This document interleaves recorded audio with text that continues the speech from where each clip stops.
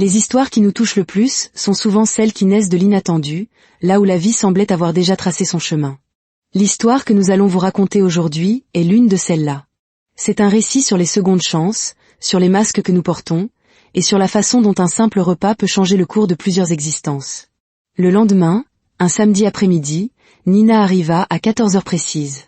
Pas une minute avant, pas une minute après.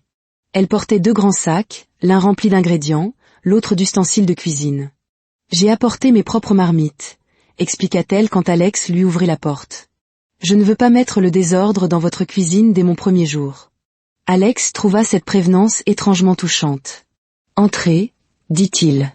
À l'instant même où Nina franchit le seuil, 3 enfants se matérialisèrent, tels des esprits qui attendaient précisément ce moment. « Tu es venue » s'exclama Phoebe, sautillant d'excitation. « Bien sûr que je suis venue », répondit Nina avec un sourire. « Je l'avais promis, n'est-ce pas?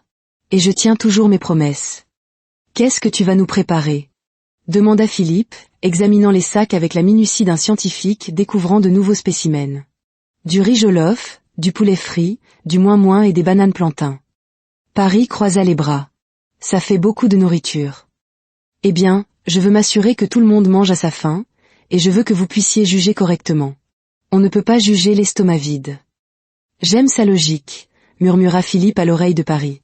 Nina s'installa dans la cuisine, et les enfants s'attroupèrent aussitôt autour d'elle comme si elle s'apprêtait à accomplir un tour de magie. « On peut regarder ?» demanda Phoebe. « Bien sûr, mais vous devrez reculer un peu quand j'utiliserai la cuisinière. »« D'accord ? La sécurité avant tout. »« Tu vois, papa ?» lança Phoebe à Alex, qui rôdait non loin. Elle connaît les règles de sécurité. Nina se lava les mains, attacha plus fermement ses cheveux, puis sortit ses ingrédients. Du riz, des tomates, des poivrons, des oignons, du poulet, et des épices dont le parfum semblait s'échapper d'une échoppe céleste. « D'abord, » commença Nina, s'adressant aux enfants comme à des élèves, « nous allons préparer le poulet. Qui sait avec quoi on assaisonne le poulet ? » « Du sel » cria Phoebe. « Très bien. Quoi d'autre ? » « Du poivre » ajouta Philippe. « Excellent. Et » Paris réfléchit un instant. « Du thym ? Du curry ? Parfait.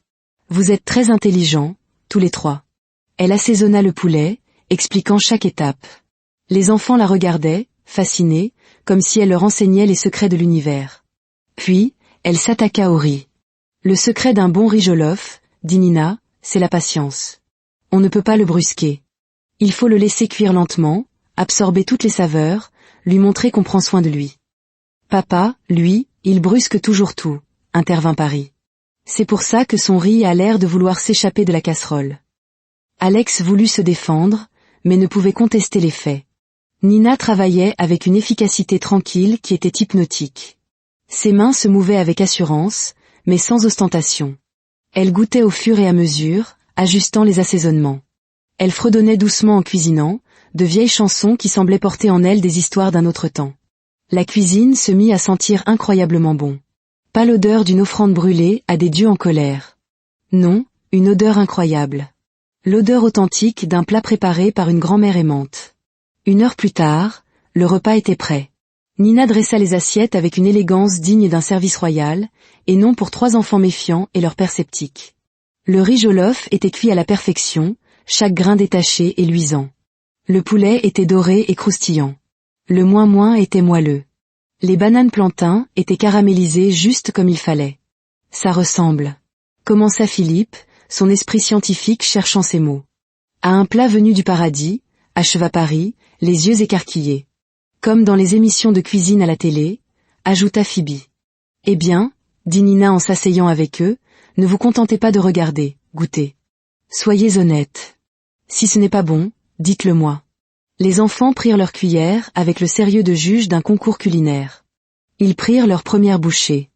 Leurs visages subirent plus de transformations qu'un taxi collectif de Lagos naviguant entre les nids de poules. Surprise, choc, délice, pure joie. « C'est... » Paris s'interrompit, prit une autre bouchée, les yeux fermés. « C'est absolument incroyable.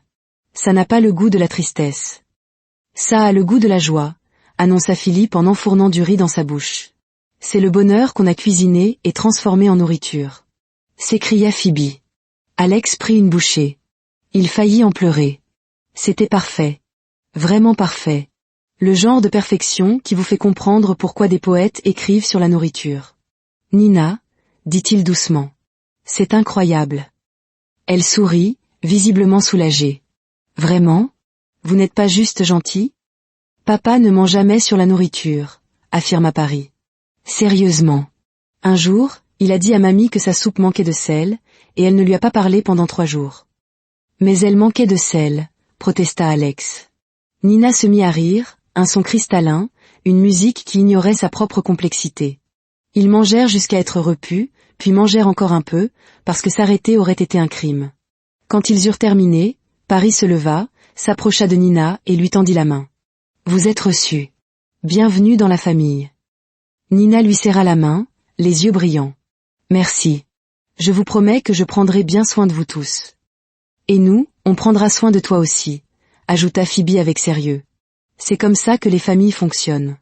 Lundi matin, premier jour officiel de Nina. Elle arriva à 6 heures. Alex lui avait dit que 7 heures suffisait, mais elle avait insisté pour commencer tôt. Quand Alex descendit à 7h30, encore à moitié endormi et pleurant la perte de son sommeil, il trouva Nina déjà à l'œuvre. Des beignets à cara frais, du pain chaud, un vrai thé. Vous avez déjà préparé tout ça? J'aime bien commencer la journée, répondit simplement Nina. Les enfants descendirent, attirés par l'odeur comme des personnages de dessins animés flottant sur des vagues de parfum. Le petit déjeuner fut parfait. La maison était propre. Les enfants partirent à l'école, heureux et à l'heure. Et Alex réalisa que sa vie venait de s'améliorer de manière significative. 3 semaines plus tard, Nina s'était intégrée à la maisonnée avec une telle fluidité qu'on aurait dit qu'elle avait toujours été là. Mais Alex remarqua quelque chose. Chaque soir, une fois les enfants couchés, la cuisine rangée et la maison plongée dans le calme, Nina disparaissait sur le balcon. Elle s'asseyait sur l'une des chaises avec un livre, lisant à la lumière qui filtrait du salon.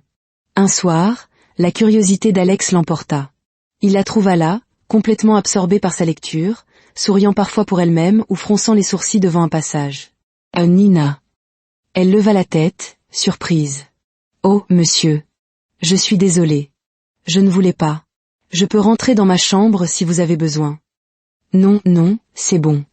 Vous avez le droit d'utiliser le balcon. » Il marqua une pause. « Que lisez-vous » Elle lui montra le livre. « Le monde s'effondre » de Chinua Achebe.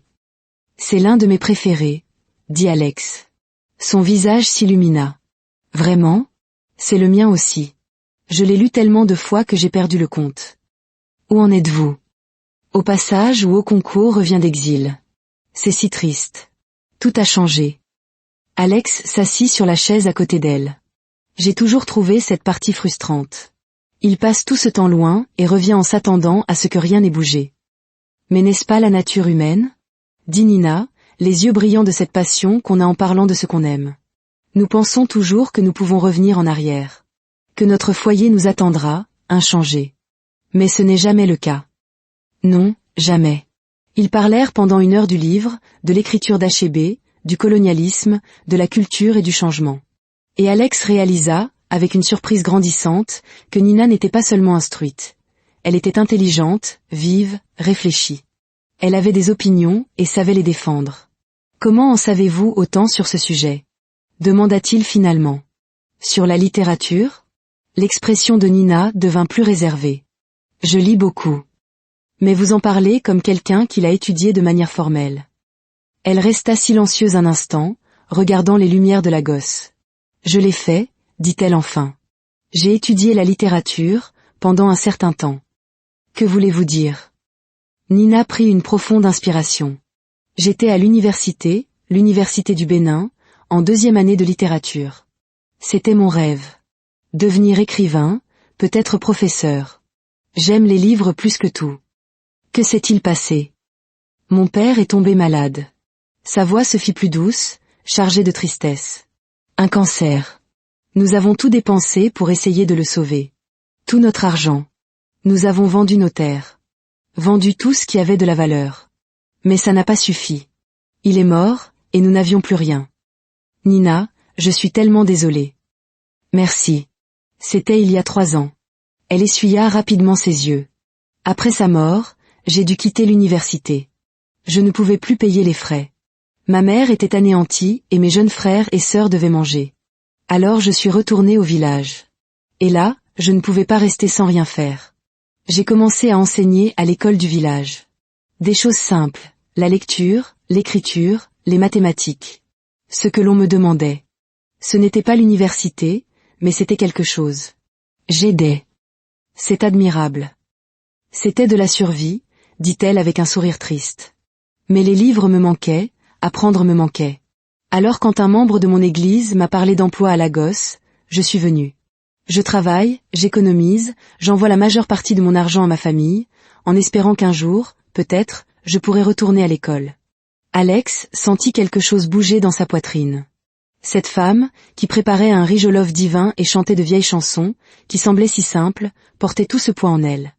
C'est pour ça que vous parlez si bien, dit-il. Que vous aimez tant lire. La lecture était gratuite. Les livres étaient mon évasion. Ils le sont toujours. Elle désigna le livre sur ses genoux. Pendant mes jours de congé, je vais dans les librairies et je lis pendant des heures. Les propriétaires me connaissent maintenant. Ils me laissent m'asseoir dans un coin et lire, tant que je fais attention aux livres. Vous passez vos jours de congé dans des librairies? Où irais-je d'autre? Je ne connais pas grand monde à Lagos. Elle haussa les épaules. Mais les livres sont de bonne compagnie. Ils ne jugent pas. Ils ne partent pas. Ils sont toujours là. Ils restèrent assis dans un silence confortable. Nina, dit finalement Alex. Et si vous retourniez à l'école? Finir votre diplôme. Avec quel argent? Elle rit, mais ce n'était pas un rire heureux.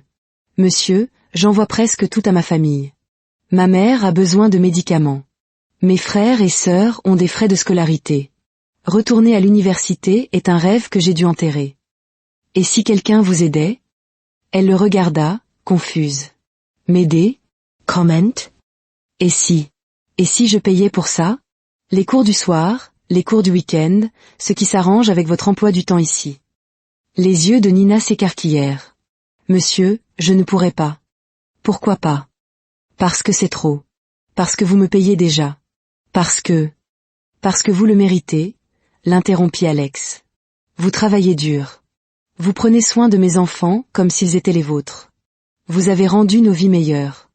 Laissez-moi faire ça. Des larmes coulaient maintenant sur son visage. Pourquoi feriez-vous ça pour moi? Alex n'était pas prêt à répondre honnêtement à cette question. Pas encore. Parce que c'est la bonne chose à faire, dit-il à la place. 2 mois plus tard, Nina était inscrite en cours du soir à l'université de Lagos.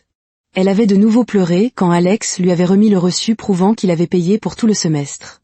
Je vous rembourserai, avait-elle insisté. Il n'en est pas question, avait-il répondu. Désormais, chaque soir après le coucher des enfants, Nina étudiait ou était en cours.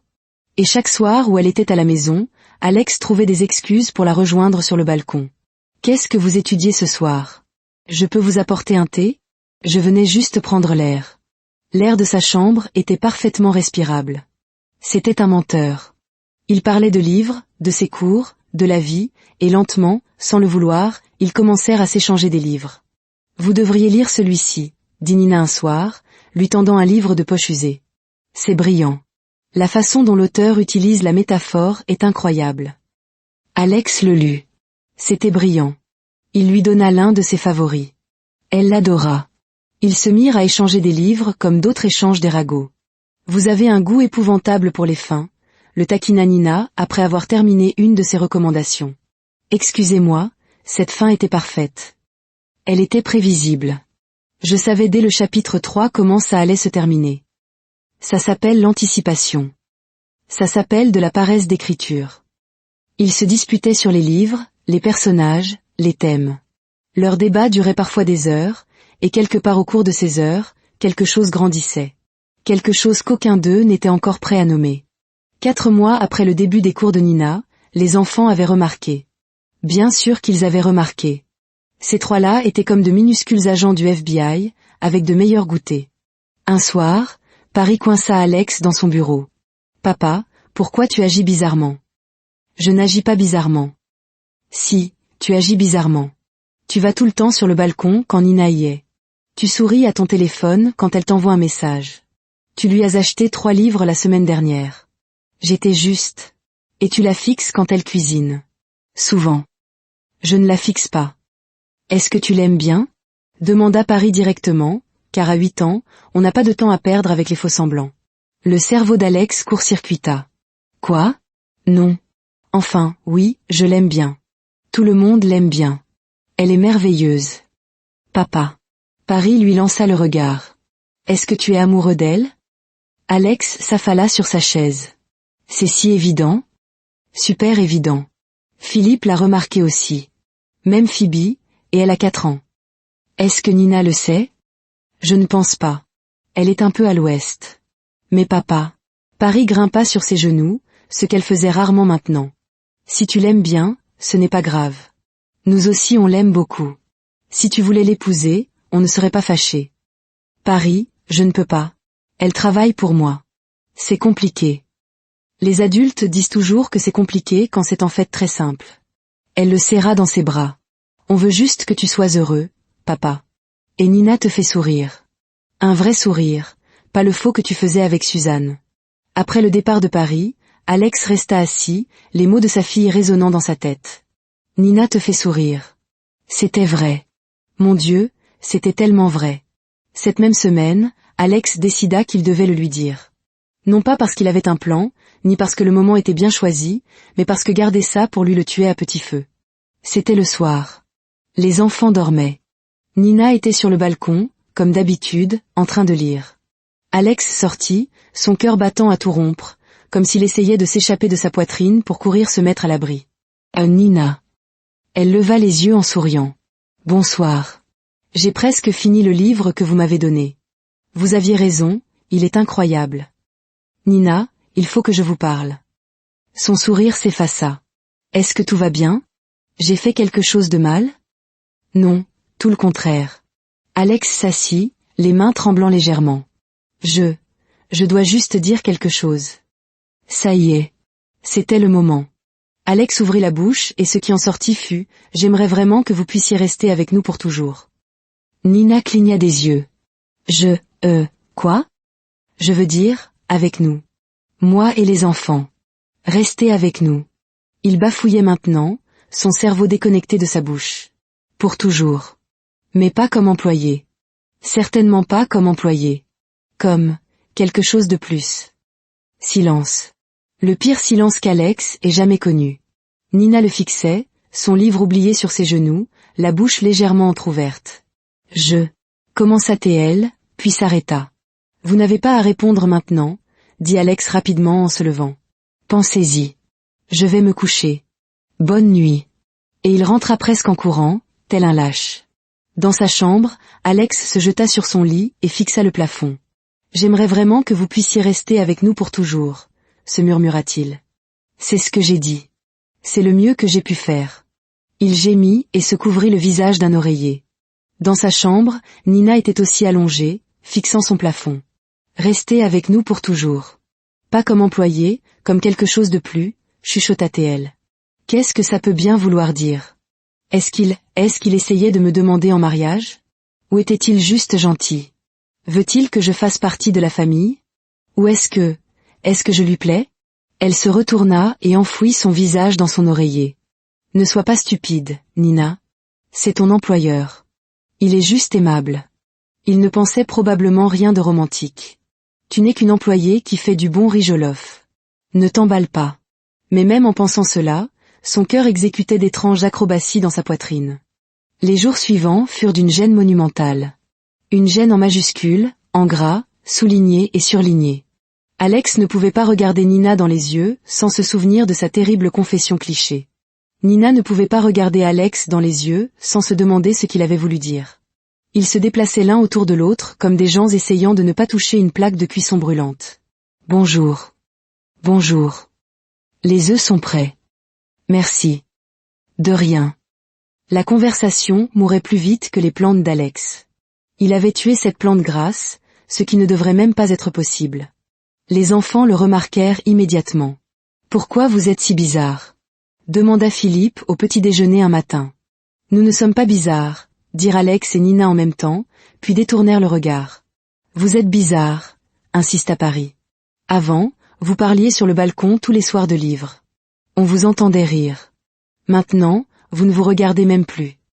Vous vous disputez ? Demanda Phoebe, la lèvre inférieure tremblante. On a fait quelque chose de mal ? Non, ma chérie. Vous n'avez rien fait de mal, dit rapidement Nina. Alors pourquoi vous n'êtes plus amis ? Les yeux de Phoebe se remplissaient de larmes. Je croyais que vous vous aimiez bien. On s'aime bien, dit Alex. Alors pourquoi vous faites comme si ce n'était pas le cas ? Paris croisa les bras. On n'est pas stupide. On sait que quelque chose s'est passé. Les trois enfants les fixèrent, leur père et Nina, avec des yeux accusateurs.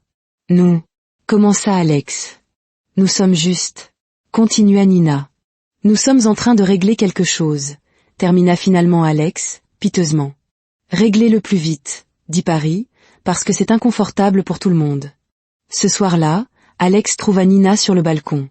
Elle lisait, mais il voyait bien qu'elle n'absorbait pas vraiment les mots. Ses yeux se déplaçaient trop lentement sur la page. Nina. Elle leva les yeux.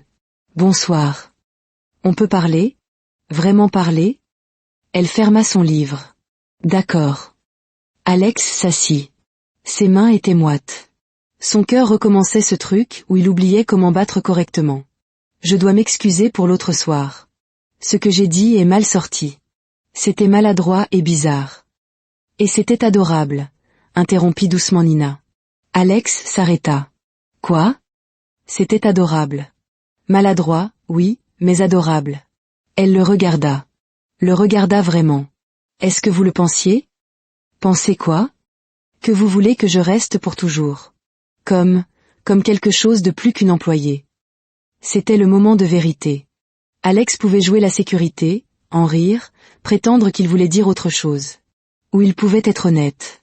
J'ai essayé de réprimer ce que je pense de vous, dit-il, les mots sortant maintenant en cascade. Et c'est un échec cuisant. Je pense à vous constamment. Quand je suis au travail, quand j'essaie de dormir, quand je suis censé me concentrer sur n'importe quoi d'autre. Et ça me rend fou. Les yeux de Nina étaient écarquillés. Vous n'êtes pas seulement notre employée, Nina. Vous êtes tout. Vous êtes intelligente et gentille et patiente et drôle. Vous aimez mes enfants. Vous faites de cette maison un foyer. Vous lisez les mêmes livres que j'aime. On se dispute sur les fins et les métaphores, et j'adore chaque seconde. Et je ne peux plus faire semblant de ne pas le sentir. Sentir quoi ? La voix de Nina était à peine un murmure. Que je suis en train de tomber amoureux de vous. Il eut un rire tremblant. En fait, je crois que je suis déjà tombé. Et je sais que c'est inapproprié. Je sais que vous travaillez pour moi. Je sais qu'il y a un déséquilibre de pouvoir. Je sais que je ne devrais pas dire ça, mais j'ai besoin que vous le sachiez, parce que le cacher me tue. Des larmes coulaient sur le visage de Nina. Et vous n'êtes pas obligé de ressentir la même chose, dit Alex rapidement. Votre emploi est en sécurité. Rien ne doit changer si vous ne le voulez pas. J'avais juste besoin d'être honnête. Alex. Nina tendit la main et prit la sienne. Arrêtez de parler. Il s'arrêta. Je vous aime aussi, dit-elle. Alex sentit son cœur s'arrêter puis redémarrer. Vous, quoi ? Je vous aime. Je vous aime depuis des mois. Je pensais que vous ne pourriez jamais me voir de cette façon.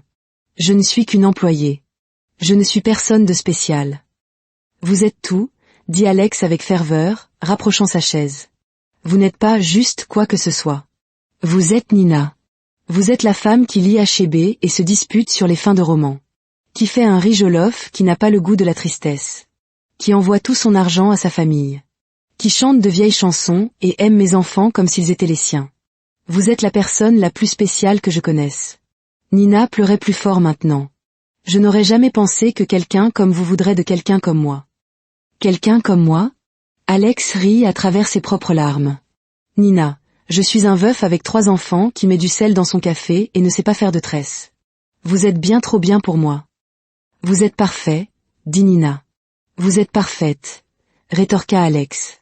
Ils restèrent là, pleurant tous les deux, riant tous les deux, se tenant la main comme si, en se lâchant, ils risquaient de se réveiller d'un rêve. Alors, dit finalement Nina en essuyant ses yeux. Qu'est-ce qu'on fait maintenant ? Je n'en ai aucune idée, admit Alex. Je n'avais pas planifié aussi loin. Ce n'est pas votre genre. Vous planifiez toujours tout. Ma fille de 8 ans est meilleure que moi en planification. Nina laissa échapper un rire. En parlant de votre fille, Paris m'a dit la semaine dernière que si vous me demandiez en mariage, je devrais dire oui. Elle a, quoi? Elle a dit, et je cite, Nina, si mon papa est assez courageux pour enfin te dire que tu lui plais, tu devrais dire oui parce qu'on a déjà décidé qu'on te voulait comme maman. Alex prit sa tête entre ses mains. Mes enfants dirigent ma vie. Et ils font un meilleur travail que vous, souligna gentiment Nina. C'est juste. Ils restèrent là un moment, simplement ensemble, la gêne disparut, remplacée par quelque chose de chaleureux, de réel et de juste. Alex, dit doucement Nina. J'ai besoin que vous sachiez quelque chose. Quoi? Je ne vous aime pas parce que vous avez payé pour mes études, ou parce que vous avez une belle maison, ou parce que vous êtes mon employeur. Je vous aime parce que vous êtes vous. Parce que vous aimez vos enfants à un point qui me fait mal au cœur. Parce que vous essayez si fort, même quand vous échouez. Parce que vous brûlez les œufs, mais vous continuez d'essayer de cuisiner. Parce que vous êtes gentil, drôle et authentique. Alex sentit de nouveau les larmes lui brûler les yeux. Nina, je vous aime parce que vous êtes la première personne depuis Shinlo qui m'a donné l'impression de pouvoir respirer à nouveau, que la vie pouvait être belle à nouveau, que je pouvais être heureux à nouveau. Je peux vous embrasser? Demanda Nina, la voix timide. S'il vous plaît. Ils s'embrassèrent, là, sur le balcon, sous les étoiles de la gosse. C'était doux, tendre et parfait. Un baiser qui avait le goût des secondes chances et du retour à la maison. Quand ils se séparèrent, ils souriaient tous les deux comme des idiots. Les enfants ne vont jamais nous laisser tranquilles avec ça, dit Alex. Probablement pas. Ils vont nous dire, je vous l'avais bien dit, environ 17 fois. Au moins 17. Ça en valait la peine? Complètement. Le lendemain matin, les enfants comprirent immédiatement, au moment où Alex et Nina entrèrent ensemble dans la cuisine, se souriant l'un à l'autre. Les trois se mirent à crier. Enfin! S'exclama Paris en levant les bras en l'air. On le savait. Philippe se mit à sauter sur place. Vous êtes petite amie et petite amie maintenant? Phoebe hurla à un volume capable de réveiller les morts. Nina rougit. Oui. Les trois enfants explosèrent de joie, comme si leur équipe favorite venait de remporter la Coupe du Monde. Je te l'avais dit. Paris pointa du doigt Philippe. Je t'avais dit qu'il le lui dirait avant la fin du mois. Tu me dois 500 Nera. Vous pariez sur ça? Alex avait l'air scandalisé. Évidemment, dit Philippe. Paris avait dit avant la fin du mois. Moi j'avais dit le mois prochain. Elle a gagné. Je n'arrive pas à croire que mes propres enfants. On peut t'appeler maman maintenant? L'interrompit Phoebe en grimpant sur les genoux de Nina. Les yeux de Nina se remplirent de larmes. Tu en as envie? Oui. Tu es mieux que les fausses mamans. Tu fais de la bonne nourriture et tu n'es pas méchante. On promet qu'on ne te fera plus de tests, dit Paris solennellement. On sait déjà que tu es quelqu'un de bien. Tu as passé tous les tests juste en étant toi. Nina serra les trois enfants dans ses bras, pleurant des larmes de joie pendant qu'ils bavardaient avec excitation à l'idée d'avoir à nouveau une vraie maman. Alex regardait sa famille, sa magnifique, chaotique, parfaite famille, et se sentit complet. La relation d'Alex et Nina était simple. Plus simple qu'Alex n'aurait jamais cru que l'amour pouvait l'être. Pas de drame, pas de jeu, pas de doute sur ses intentions. Juste de l'amour. Simple, honnête, réel. Ils lisaient toujours ensemble sur le balcon, se disputaient toujours à propos des livres. Un soir, Nina sortit un carnet usé. « Je peux te montrer quelque chose ?» demanda-t-elle nerveusement. « Bien sûr. » Elle lui tendit le carnet. Il était rempli d'écrits, des histoires, des essais, de la poésie. « C'est toi qui as écrit tout ça ?»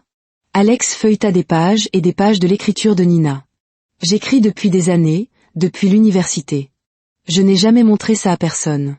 Ce n'est probablement pas très bon. » Nina. Alex leva les yeux vers elle, le regard écarquillé. « C'est incroyable. C'est vraiment incroyable.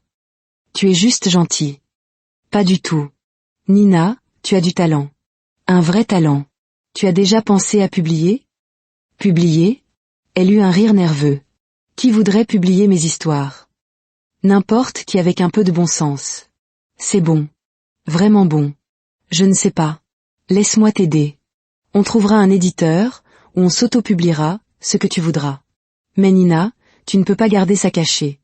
Les gens ont besoin de lire ça. Nina pleurait de nouveau. Elle pleurait beaucoup. Alex avait appris à toujours avoir des mouchoirs sur lui. Tu penses vraiment que c'est bon? Je pense que c'est brillant. Je pense que tu es brillante. 1 an plus tard, la demande en mariage. Alex la planifia correctement cette fois, avec l'aide de Paris, parce qu'elle était meilleure que lui en planification. Il emmena Nina dans un endroit tranquille au bord de la plage, au coucher du soleil. Il avait été nerveux toute la journée, si nerveux qu'il avait de nouveau mis du sel dans son café, ce qui avait fait rire les enfants jusqu'à ce que Philippe manque de s'étouffer. Pendant qu'il marchait le long de l'eau, il posa un genou à terre. « Nina, dit-il, la voix stable cette fois. Tu es entrée dans ma vie quand je pensais que je ne sourirais plus jamais. Tu as rendu mes enfants heureux.